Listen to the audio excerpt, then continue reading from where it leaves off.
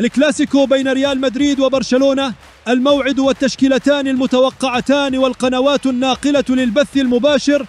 وستقام المباراة يوم الأحد 26 من أكتوبر تشرين الأول على ملعب سانتياغو برنابيو بالعاصمة الإسبانية مدريد، وتنطلق صافرة الكلاسيكو على 4:15 مساء بتوقيت تونس والجزائر والمغرب، 6:15 مساء بتوقيت السعودية والدوحة والقاهرة، 7:15 بتوقيت الإمارات.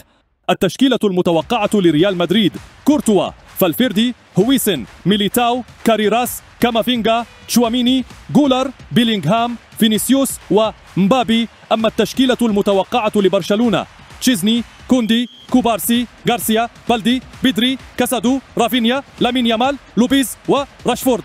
وتقوم مجموعة قنوات بي إن سبورت بنقل مباشر لقمة الكلاسيكو، حيث تعتبر الناقل الحصري للدوري الإسباني في شمال إفريقيا والشرق الأوسط.